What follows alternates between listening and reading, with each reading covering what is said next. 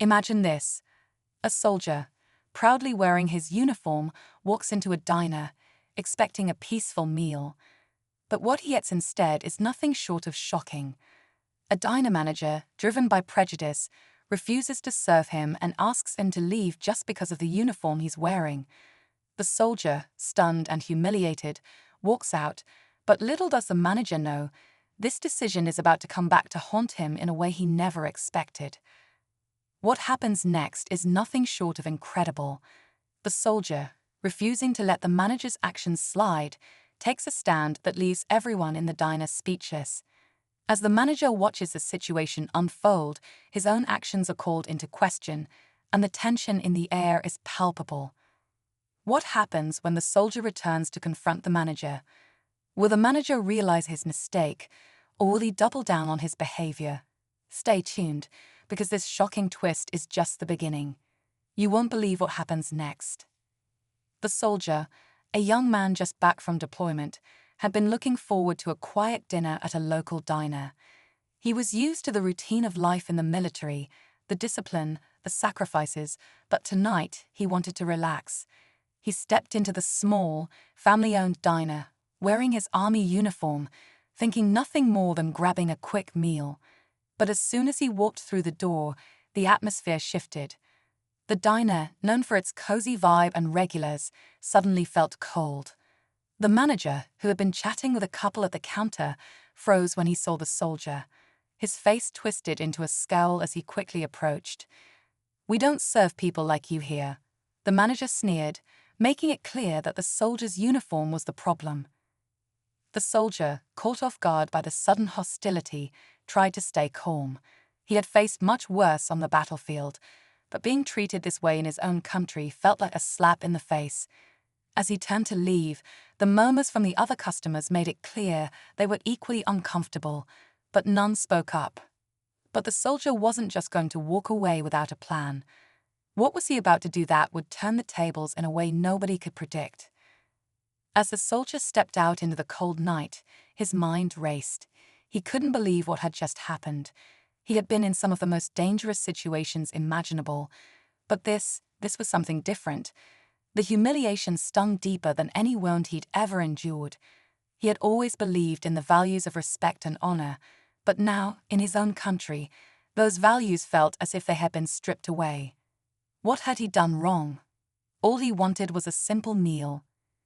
Inside the diner, the manager returned to the counter, trying to shake off the encounter, but it wasn't as easy as he thought.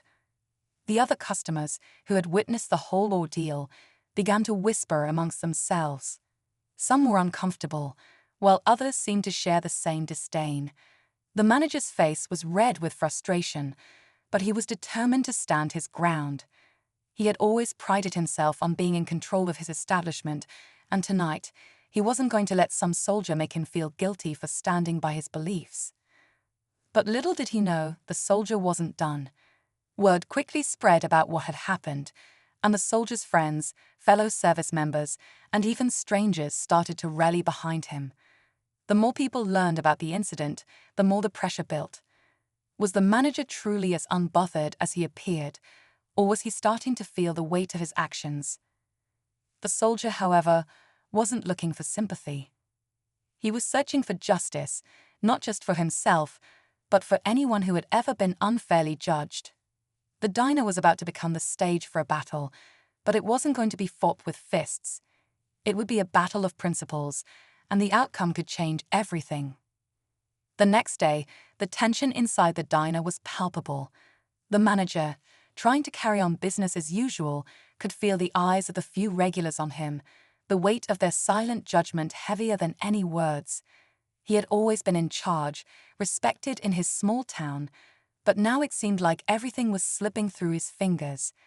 As the hours passed, more and more people began to drop by, some to eat, others to simply stand outside, their eyes glued to the windows, waiting.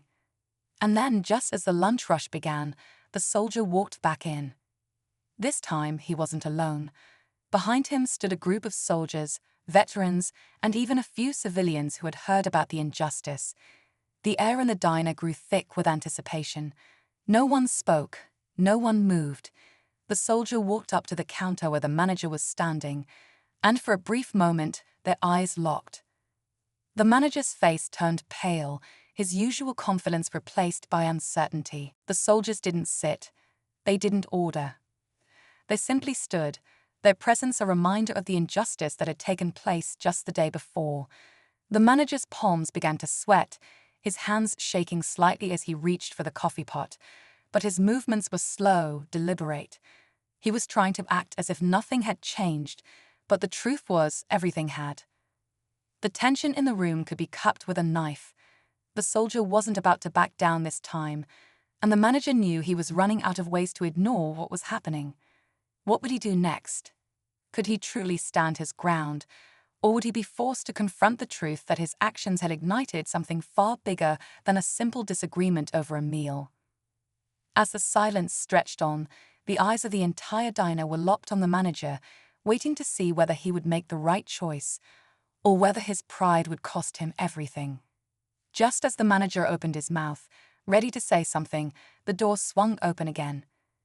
This time, it wasn't just more customers.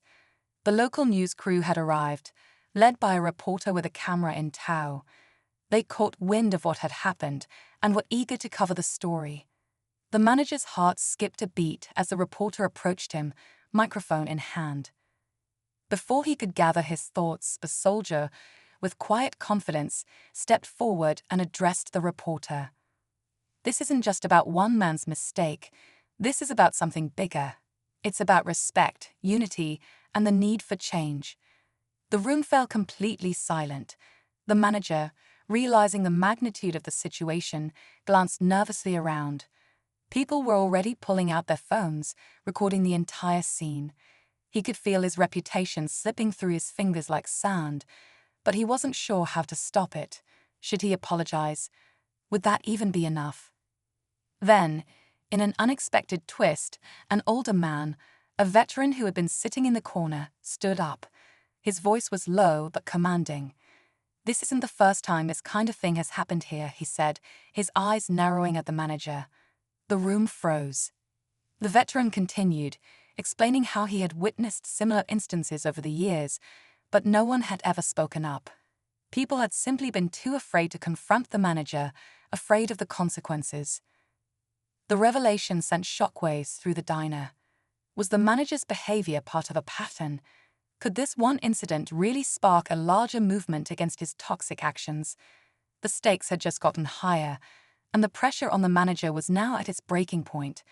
The room was holding its breath, waiting to see if he would own up to his past actions, or if he would double down and face the consequences of a full public reckoning. The tension in the diner was almost unbearable. The manager stood there, caught between the realization that his past actions had been exposed and the pressure of the growing crowd, their eyes fixed on him. The veteran's words hung in the air like a challenge, and the room waited for the manager to respond. For a long moment, it seemed like he might stay silent, bury his head in his pride, and refuse to face the truth. But then the unexpected happened. The manager's face softened, and for the first time, he looked genuinely remorseful. He took a deep breath and stepped forward, his voice shaking slightly but firm.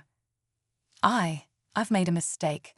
A big one," he said, his eyes briefly meeting the soldiers. "And I'm sorry. To you, to all of you." The room was still. The soldier looked at him, a mix of surprise and guarded hope in his eyes. It wasn't an apology anyone had expected, but it was a start. But just as the manager seemed to be taking responsibility, a sudden voice cut through the air.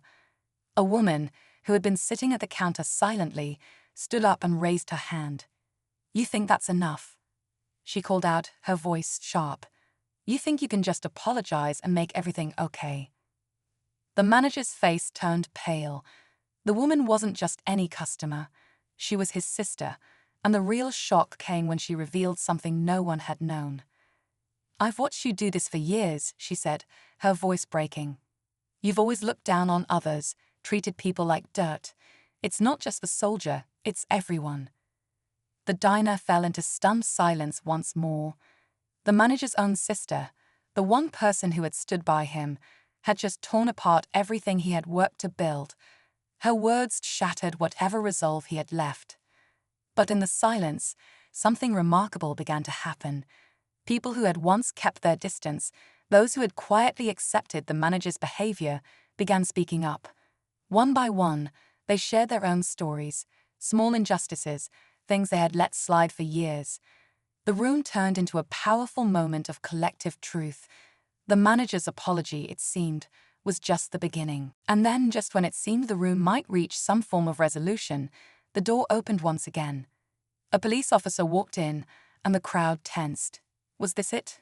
Were the consequences finally coming for the manager? But the officer didn't come to arrest him. Instead, he stepped up to the counter and placed a hand on the manager's shoulder. I've been hearing a lot about what happened here, and I think it's time for a change, not just in this diner, but in this town, the officer said, his voice calm but resolute. The officer's presence was a final twist in the story. It wasn't just the diner that was under scrutiny now, it was the entire community. The manager's actions had set something in motion far larger than he had ever anticipated, and now the entire town would be forced to reckon with the consequences. The story wasn't over yet, it was just beginning. The officer's words echoed in the diner, and a heavy silence followed. The manager stood frozen, his face a mix of guilt and fear. But instead of facing immediate punishment, he found himself looking around at the community he had ignored for so long. The people, the ones he had dismissed and belittled, were now standing up for each other.